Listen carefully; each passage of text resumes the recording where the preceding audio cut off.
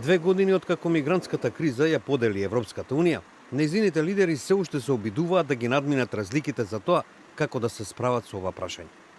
Германската канцеларка Ангела Меркел, по разговорите со нејзините колеги за нефункционалните правила за азил, изјави дека останува да се направи уште многу работа, додавајќи дека позициите не се измениле.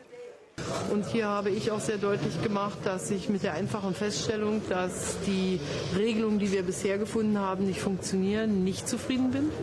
Denn Solidarität darf nicht nur in der externen Dimension bestehen, sie muss auch nach innen bestehen.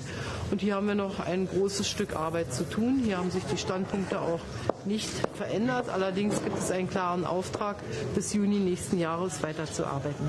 Поделбите околу тоа како да се распореди релативно мал број бегалци ги влоши односите во Европската унија, комплицирајќи ги напорите лидерите на состанокот во Брисел да покажат обединет фронт и во врска со другите две теми.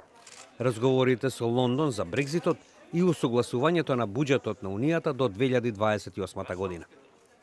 Председателот на Европската комисија Жан-Клод Јункер предупреди дека во иднина би можело да биде усвоен нов систем на гласање во Советот, доколку лидерите и натаму не можат да постигнат консензус за некое прашање. Le Conseil va examiner les différentes propositions de la Commission qui sont sur la table et si jamais on n'arrivait pas à se mettre d'accord par consensus, il n'est pas exclu que sur différents points on décide par majorité qualifiée. Новите премиери на Полска и Чешка, заедно со нивните колеги од Унгарија и Словачка, и натаму се настав дека не може да прифатат значителна имиграција, особено не муслиманска.